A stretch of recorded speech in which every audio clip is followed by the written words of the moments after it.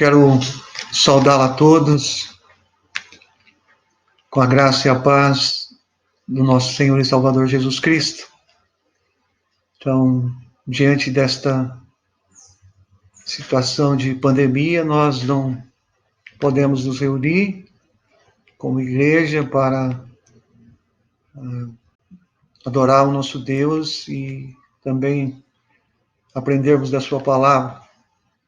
Daí a necessidade de podermos transmitir uma mensagem da palavra de Deus aos irmãos da igreja e todos aqueles que nos assistem.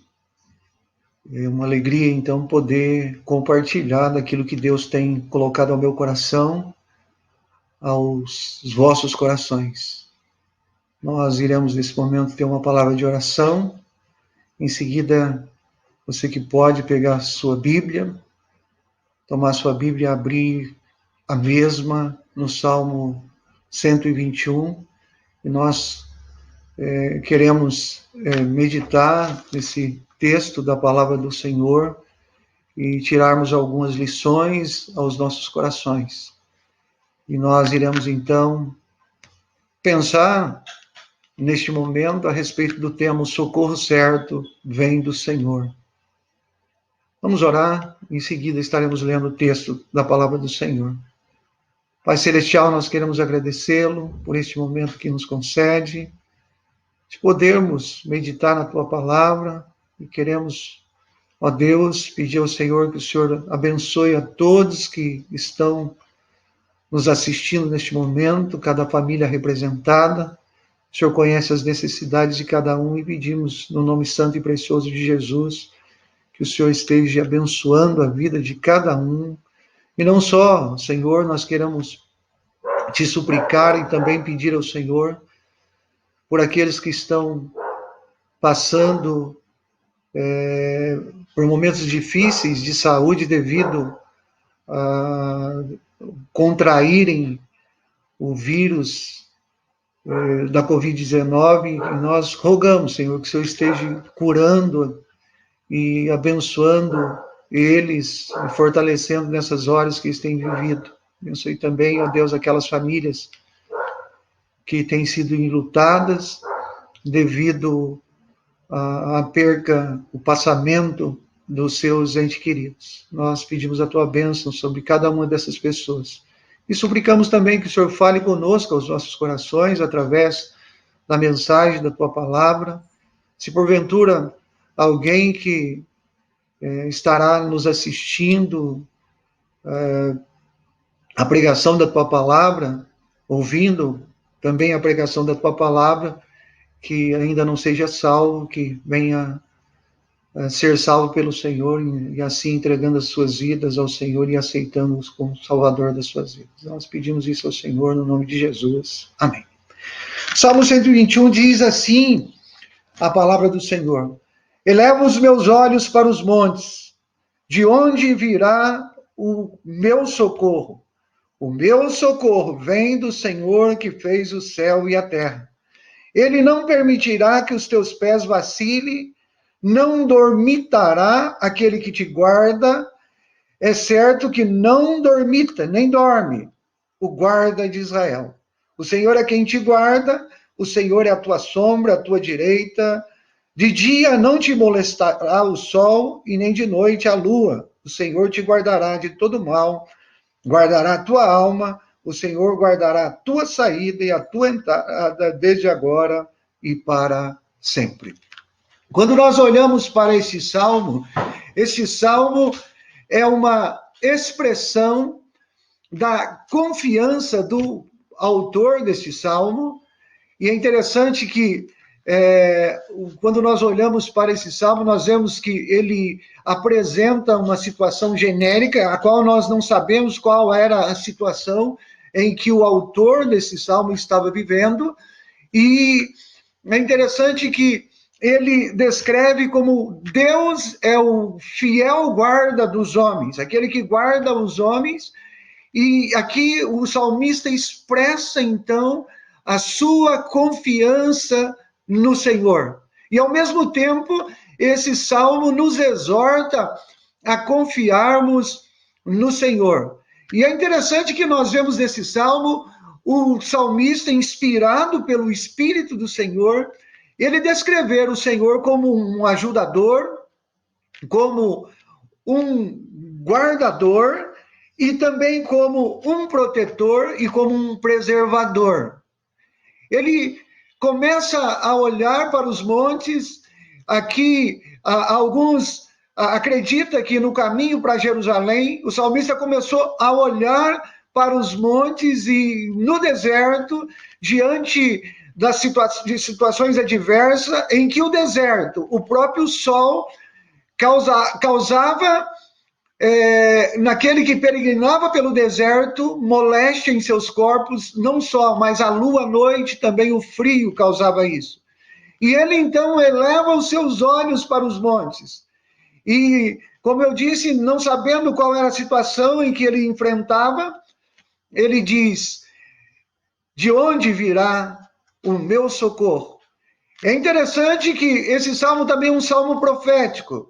Estudiosos das Escrituras afirmam que este salmo, Israel, quando estiver passando pela tribulação após o arrebatamento da igreja, chegará um momento em que ele será perseguido, e o remanescente de Israel, assim como o remanescente do deserto, olhando, caminhando, olha para os montes em busca de um socorro.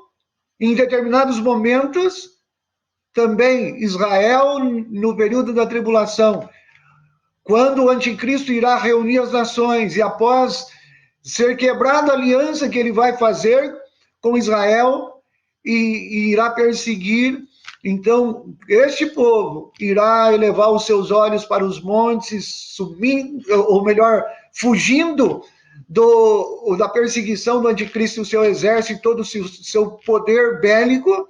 Ele irá clamar por socorro. E assim, então, o Senhor vem em socorro, libertando Israel. E é interessante, meus queridos, que ao olharmos para este salmo, ele nos ensina algumas verdades aos nossos corações.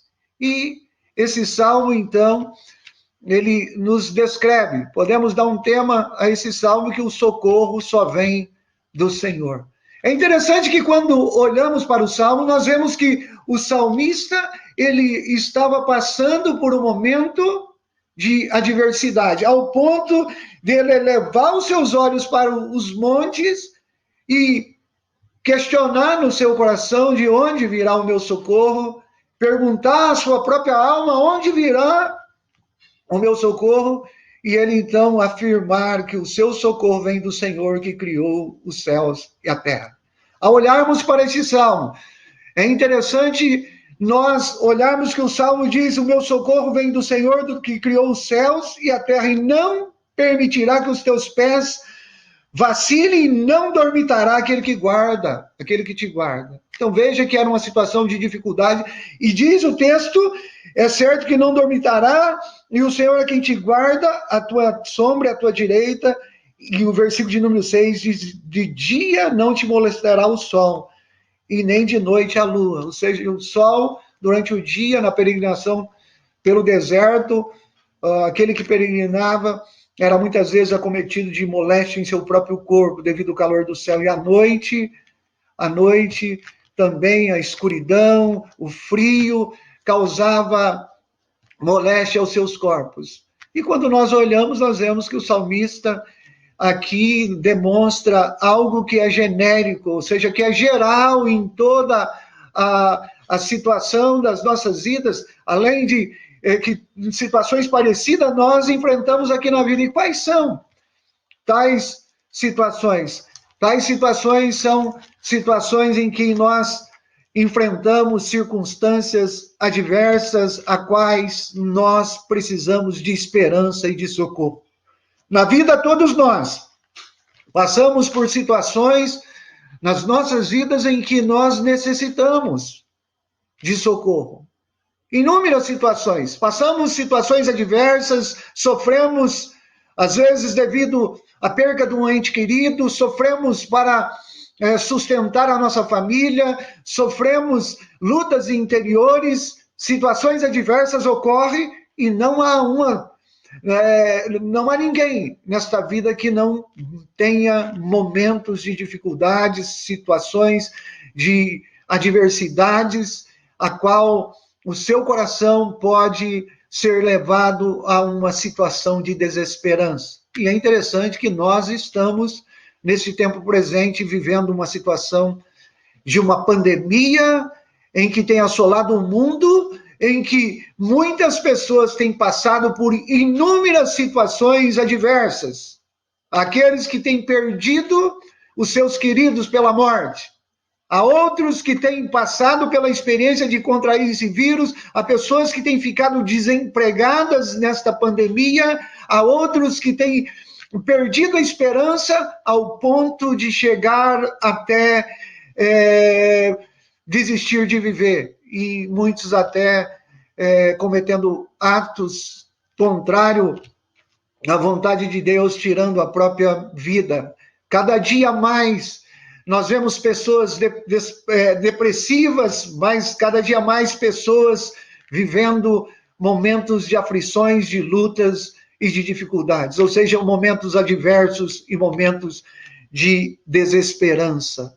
Todos nós passamos, o salmista estava passando, Israel passou pelo deserto, irá passar por momentos de adversidades no período de tribulação, e todos nós passamos por dificuldades na vida.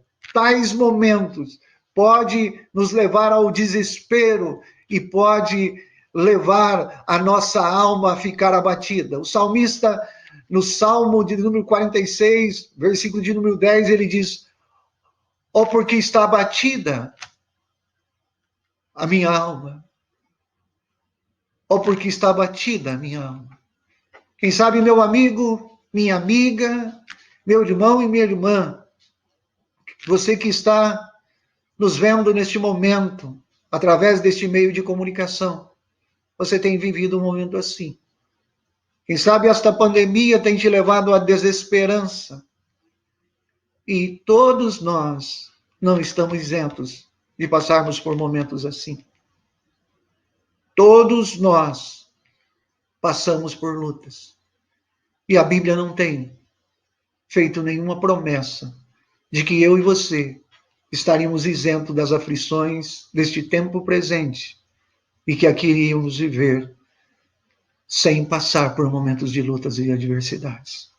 O Senhor Jesus Cristo, ele mesmo afirmou na sua palavra, antes dele ir para a cruz e morrer ali na cruz e tomar o seu lugar e ali derramar o seu sangue para pagar pelos teus e pelos meus pecados, ele começa a se reunir com os seus discípulos e chama os seus discípulos à parte e começa a ensinar os seus discípulos. E é interessante que no capítulo 13 de João, ele ensina a lição, uma lição aos seus discípulos, que eles deveriam ser humildes, em que Jesus, então, ele pega uma bacia, uma toalha, se inclina e lava os pés dos seus discípulos, dizendo a eles que eles deveriam seguir o seu exemplo, sendo humildes, vivendo uma vida de humildade. No capítulo 14, ele fala que iria preparar um lugar, iria para junto do Pai, iria preparar um lugar e viria outra vez e levaria eles para estar com eles para sempre. E ali ele faz uma profecia, Jesus, a respeito da primeira profecia sobre o arrebatamento da igreja. Jesus virá às nuvens buscar aqueles que nele creram, os que morrerem em Cristo irão ressuscitar para o encontro dele nos ares, e os que ficarem vivos serão arrebatados para estar para sempre com ele. Ele diz então em João 14, não turbe o vosso coração. Credes em Deus, credes também em mim, na casa do meu Pai há muitas moradas, se não fosse assim, eu vos teria dito, eu vou preparar-vos lugar, e virei outra vez e vos levarei para mim mesmo, para que onde eu estiver, estejais vós também. Jesus disse, não fique atemorizado. Jesus estava próximo de ir para a cruz, e ali na cruz ele iria preparar Essa preparação começaria ali na cruz, ele ia morrer numa cruz, derramando o seu sangue, para pagar pelos pecados dos discípulos, para pagar pelos teus pecados, e para dar a eles, a mim e a você, o direito de morar com o Senhor para sempre no céu, no lugar onde não haverá tribulações e adversidades. E ele diz, não turbe o vosso coração. Atos 14, 22 diz que até a entrada no reino dos céus, Paulo, ele volta incentivando as igrejas, supervisionando as igrejas a qual ele havia fundado, iniciado. Então ele começa a levar uma palavra de, coração, de alento a eles, aqueles cristãos que estavam sendo perseguidos. Ele diz que eles até a entrada do reino, eles iriam passar por tribulações e aflições. E Jesus, antes de ir para a cruz e morrer pelos os nossos pecados, no capítulo 15, ele ensina uma lição de obediência aos seus discípulos, dizendo que eles deveriam permanecer unidos na videira. E se eles vivessem uma vida de obediência ao Senhor, eles seriam alegres, felizes verdadeiramente. E no capítulo 16, ele faz uma promessa que iria para junto do Pai, ia morrer numa cruz, ia para junto do Pai, iria enviar o seu Espírito Santo, e que ia estar com eles para sempre. Então, no versículo 33, ele diz, tenho-vos dito isso para que em mim tenhais paz. No mundo tereis aflições, mas tem de bom ânimo. Eu venci o mundo. Na vida nós passamos por situações adversas, situações de lutas e de adversidades. Tais situações tendem a tendência a nos levar ao desespero. E essas situações são situações em que nós precisamos de socorro. Agora, de onde vem o meu socorro? Foi esta pergunta que o salmista fez. E esta pergunta Deus faz ao meu coração e ao seu coração neste momento. De onde virá o seu socorro? O próprio texto nos responde. O salmista diz, o meu socorro vem do Senhor que criou os céus e a terra. A esperança do salmista estava no Senhor. Estava no Criador e não na criação. E não na criatura. Não coloque a tua esperança na criação. Há muitas pessoas que têm colocado a sua esperança na criação. O homem e a criatura é criatura de Deus. E há muitos que confiam nos reis da terra, pensando que eles vão solucionar os seus problemas e que vão trazer esperança aos seus corações. Há outros que confiam no próprio homem, confiam em si mesmo. Mas vejam que a palavra do Senhor nos ensina no Salmo de número 18, ou melhor, 118, verso de número 8 e 9. Melhor é buscar refúgio no Senhor do que confiar no homem. Melhor é buscar refúgio no Senhor do que confiar em príncipes. É melhor você, eu, confiarmos no Senhor Deus, naquele que criou os céus e a terra. E quando você lembra de que Deus criou os céus e a terra, ali nos ensina que o Senhor é sábio, porque para criar esse mundo, só um ser sábio poderia criá-lo. Não só é sábio, mas ele é poderoso, só através do poder. Põe tua esperança no Senhor, você que me vê neste momento. Põe tua esperança naquele que criou os céus e a terra. Coloca a tua confiança no Senhor. Ele é aquele que tem a rédea da história. É interessante que lá em Daniel 2:21 diz que Deus é aquele que muda os tempos e as estações, que estabelece reis e tira reis, que estabelece governantes permitindo que eles cheguem ao poder, e também é ele que tira o homem. E é ele que tem a rédea da história. É Deus que tem a rédea da história, é o Deus soberano, que criou os céus e a terra, que é criador.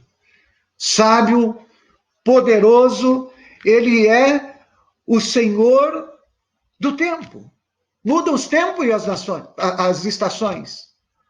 Coloca reis e que muda a história, estabelece a história, e ele é o Senhor dos mistérios, aquele que tem o domínio sobre tudo e sobre todos. E ele é o socorro certo, porque o socorro certo só vem do Senhor, porque o seu socorro é seguro. Veja o versículo 3 e 4. Volta para o Salmo 121 e veja: Deus é o ajudador. Elevo os meus olhos para os montes, de onde virá o meu socorro? Meu socorro vem do Senhor, que fez o céu e a terra. Ele não permitirá que os teus pés vacilem. Então ele guarda os nossos caminhos, ele não dormitará, ele não vive tosquejando, cochilando, e ele não dorme. Ele não perdeu a rédea da história das tuas mãos e da história do mundo. Ele tem um controle, se ele permite situações, ele continua poderoso, sábio, guardador, e ele é protetor. Protetor, o Senhor é quem te guarda. Ele não dorme, ele é o guarda de Israel. Israel foi um povo escolhido, o qual Deus escolheu com um propósito. Chamou Abraão e formou uma nação. E esta nação tinha a missão de trazer o Salvador ao mundo, porque Deus ia se transformar num homem perfeito.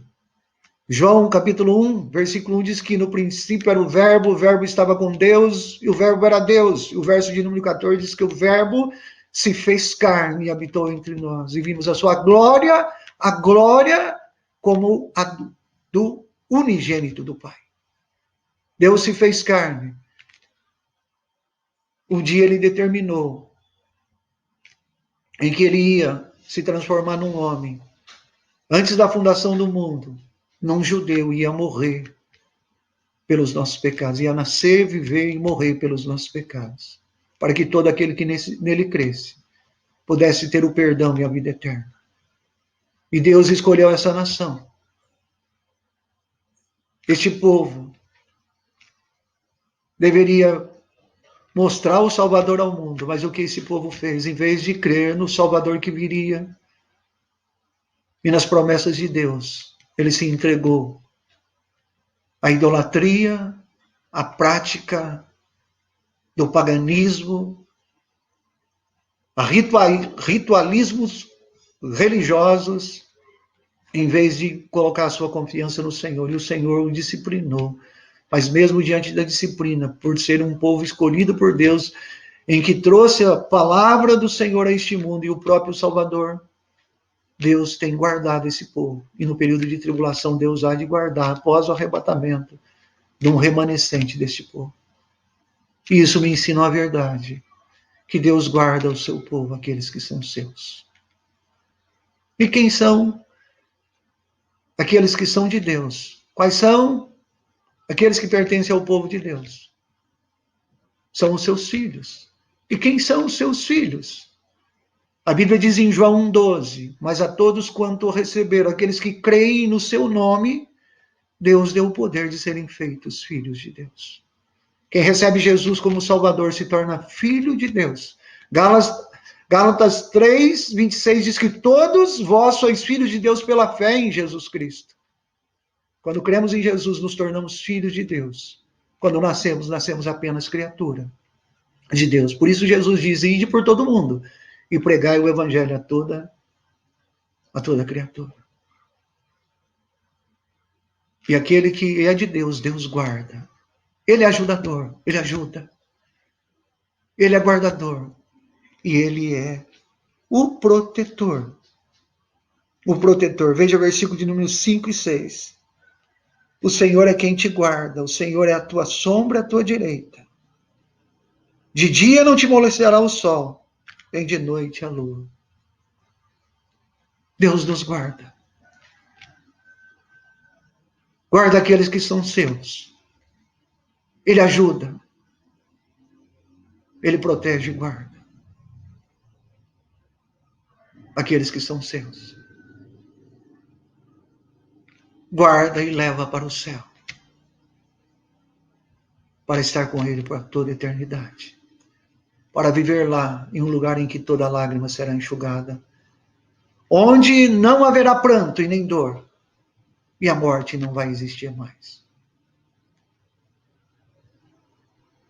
Ele ajuda, guarda, protege, de dia e de noite. Ou seja, em todas as circunstâncias da vida, há um Deus que guarda aqueles que o buscam, que guarda aqueles que buscam nele socorro. E mesmo que Deus permite aqueles que o buscam morrer, Ele guarda para sempre, porque Ele leva para o céu, para junto dEle, para viver para sempre com Ele. De onde vem o meu socorro? De onde vem o teu socorro? O salmista diz que vem do Senhor que fez os céus e a terra. Será que você pode dizer a mesma coisa, meu amigo, minha amiga, meu irmão, minha irmã? O meu socorro vem do Senhor. Onde você tem colocado a tua esperança? Onde você tem colocado a tua segurança? É no homem? Há muitas pessoas que têm colocado a sua esperança no homem, têm colocado a sua esperança em homens que prometem curar, que prometem tantas coisas, em governantes deste mundo, mas não põem a sua confiança no Senhor. Se tais homens pudessem, de fato e de verdade, solucionar os problemas do mundo, porque os curandeiros que têm prometido que cura que faz não estão às portas dos hospitais deste mundo afora, curando aqueles que estão enfermos.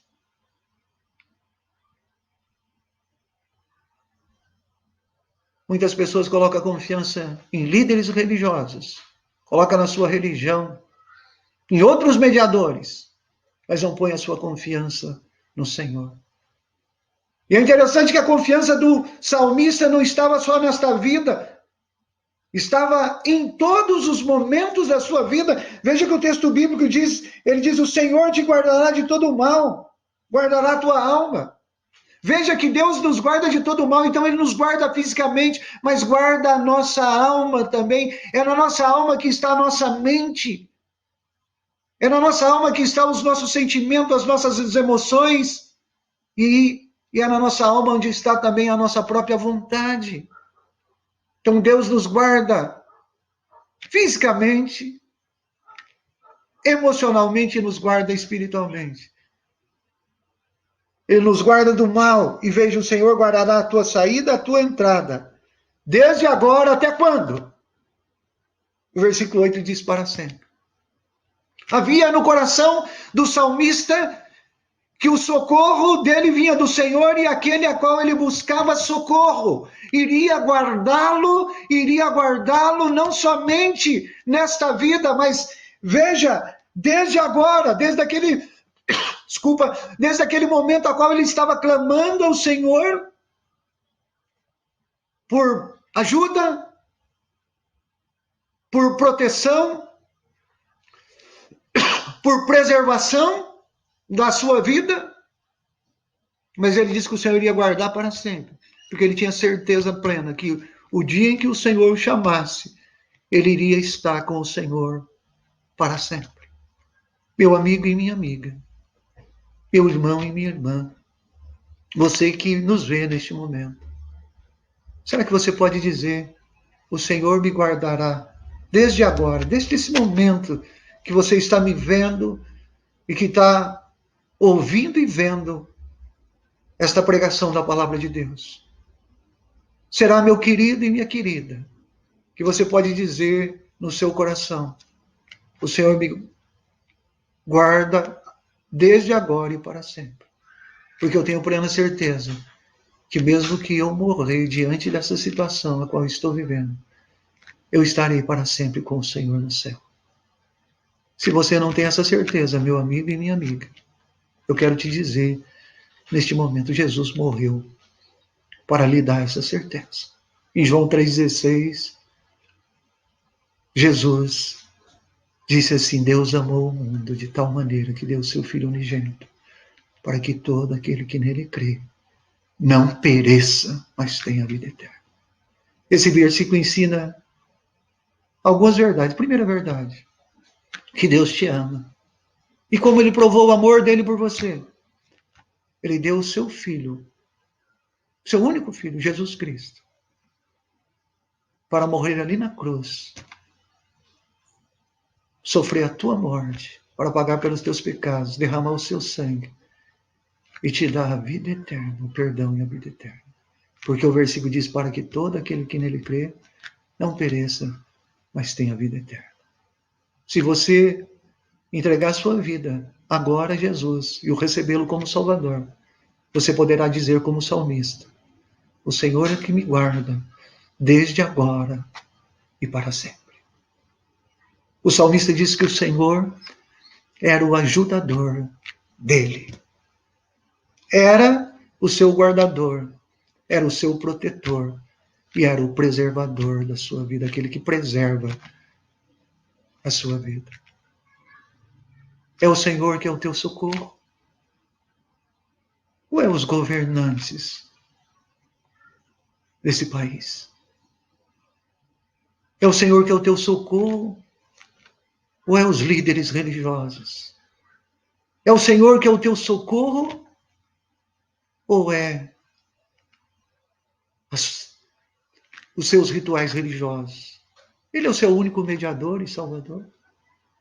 Você já entregou a sua vida a Ele? Já o reconheceu como Salvador? Se já fez. Se você está passando por momentos de adversidades, de lutas nesse momento, eu quero te dizer, meu amigo e minha amiga, Jesus é o ajudador. Busque a ajuda dele. Ele é guardador, ele vai te guardar. Ele é protetor. Ele é também o preservador que preserva a nossa vida. E ele é Salvador. Basta você se arrepender e crer em Jesus como Salvador. De onde virá o meu socorro?